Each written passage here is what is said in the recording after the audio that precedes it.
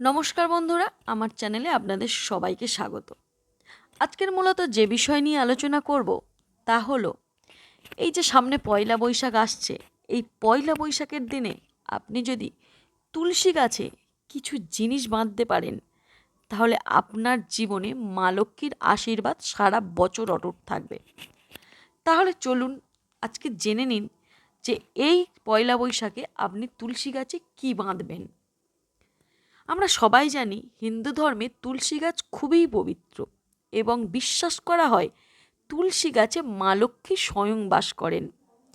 তাই নববর্ষের প্রথম দিন তুলসী গাছে একটি জিনিস যদি বেঁধে রাখেন, তাহলে আর্থিক উন্নতি ও সুখ সমৃদ্ধি লাভ করা যায় এবং মা লক্ষ্মীর আশীর্বাদ থেকে আপনাকে কেউ আটকাতে পারবে না। আপনার ধন সম্পদ বিপুল পরিমাণে বাড়তে থাকবে সারা বছর। তাহলে চলুন জেনে নেওয়া যাক কোন জিনিসগুলি আপনি বাঁধবেন। প্রথমত সাদা সুতো বা লাল সুতো। তুলসী গাছে সাদা বা লাল সুতো বেঁধে রাখলে তা সৌভাগ্য ও সমৃদ্ধি ডেকে আনে। আমরা জানি যে লাল লক্ষ্মী দেবীর অত্যন্ত প্রিয়, তাই আপনারা এই লাল সুতো বাঁধার চেষ্টা করুন। দ্বিতীয়ত সোনালি বা রূপার মুদ্রা। তুলসী গাছে সোনার বা রূপার মুদ্রা বেঁধে রাখলে আর্থিক উন্নতি হয় এবং এই আর্থিক উন্নতি হলে তাহলে আমাদের দারিদ্রতা দূর হয়। তৃতীয়ত নোট বা কয়েন। তুলসী গাছে একটি বা একাধিক নতুন নোট বা কয়েন বেঁধে রাখলে তা সৌভাগ্য বৃদ্ধি করে। তাই আপনারা পারলে কোনো 1 টাকার কয়েন বা 1 টাকার নোটও বেঁধে রাখতে পারেন। চতুর্থত গোটা বা খণ্ড করা কাঁচের টুকরো। তুলসী গাছে কাঁচের টুকরো বেঁধে রাখলে তার নেতিবাচক শক্তি দূর করে এবং ইতিবাচক শক্তিকে আকর্ষণ করে। পঞ্চমত তুলসী মালা। তুলসী গাছের গোড়ায় বা ডালে তুলসী মালা পরানো বা বেঁধে রাখলে তা সংসারের সৌভাগ্য ও সমৃদ্ধিকে বৃদ্ধি করে। তাই আপনারা চাইলে তুলসী গাছেতে তুলসী মালাও বেঁধে রাখতে পারেন। ষষ্ঠ ঘিয়ের প্রদীপ। তুলসী গাছে প্রতিদিন সন্ধ্যায় বা বিশেষ দিনে ঘিয়ের প্রদীপ জ্বালিয়ে রাখলে তা ঘরে সুখ, শান্তি ও সমৃদ্ধি নিয়ে আসে।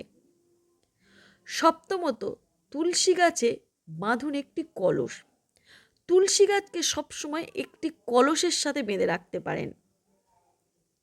অষ্টমত তুলসী গাছে জল বা দুধের সাথে আখের রসও নিবেদন করতে পারেন। প্রতি পঞ্চমী তিথিতে তুলসী গাছে জলের পাশাপাশি আখের রসও নিবেদন করতে পারেন। আখের রস শুধু তুলসী গাছ না, আপনি পারলে সোমবার করে শিবের মাথাতেও আপনি আখের রস দিয়ে অভিষেক করাতে পারেন, কারণ শিবের গঙ্গার জল বা দুধ ছাড়াও আখের রস খুবই পছন্দের। অষ্টম তুলসী গাছে সিঁদুর বা হলুদ লাগান। তুলসী গাছে সিঁদুর বা হলুদ লাগিয়ে পূজা করলে মা লক্ষ্মী অত্যন্ত খুশি হন এবং তাতে আপনি মা লক্ষ্মীর অশেষ কৃপা লাভ করতে পারবেন। এবং তুলসী গাছে আপনি ফুল নিবেদন করুন। তুলসী গাছে পারলে প্রতিদিন ফুল নিবেদন করুন, কারণ আমরা সবাই জানি তুলসী গাছে মা লক্ষ্মী স্বয়ং বাস করেন। তাই তুলসী গাছে প্রতিদিন লাল ফুল যদি আপনি নিবেদন করতে পারেন, তাহলে মা লক্ষ্মীর প্রসন্নতা লাভ করতে পারবেন। শেষ তুলসী গাছ প্রদক্ষিণ। আপনি যদি তুলসী গাছের চারপাশে অন্তত 3 বার প্রদক্ষিণ করতে পারেন, তাহলে বৃন্দাবন ভ্রমণের সমান ফল লাভ করতে পারেন। এবং তুলসী গাছে জল বা দুধ নিবেদন। বৃহস্পতিবার ও শুক্রবার তুলসীকে কাঁচা দুধ যদি আপনি নিবেদন করেন, তাহলেও মা লক্ষ্মীর আশীর্বাদ পাওয়া যায়। কিন্তু আপনারা ভুলেও একাদশীর দিন বা রবিবার আপনারা তুলসী গাছে জল দেবেন না। এবার আসি কিছু বিশেষ টিপস দিতে। নববর্ষের প্রথম দিন বা প্রতি মাসের প্রথম দিনে যদি আপনি এই কাজগুলি করেন না, তাহলে আপনারা বিশেষ ফল পেয়ে থাকবেন। তাছাড়া তুলসী গাছটিকে সবসময় পরিষ্কার এবং পরিচ্ছন্ন রাখতে চেষ্টা করুন এবং তাতে নিয়মিত জল দিন। লক্ষ্য করবেন যাতে আপনার বাড়িতে তুলসী গাছ মারা না যায় বা শুকিয়ে না যায়, কারণ তুলসী গাছ মারা যাওয়া বা তুলসী গাছ শুকিয়ে যাওয়া সংসারের ক্ষতির লক্ষণ, তাই সেদিকে অবশ্যই নজর রাখবেন। তাছাড়া তুলসী গাছের পূজা করলে আর্থিক উন্নতি ও সুখ সমৃদ্ধি লাভ হয়, এটা আমরা সবাই জানি। তাই প্রতিদিন তুলসীকে ভক্তি ভরে পূজা করুন এবং সন্ধ্যায় তুলসী গাছকে আরতি করুন।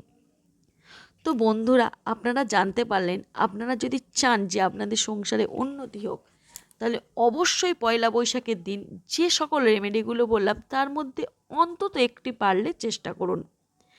আশা করি আপনাদের সংসারে মা লক্ষ্মীর কৃপা সবসময় বজায় থাকবে।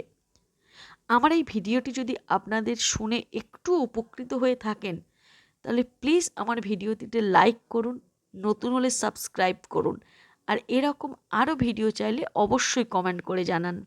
নমস্কার, আজকের আমার ভিডিওটি এই পর্যন্তই।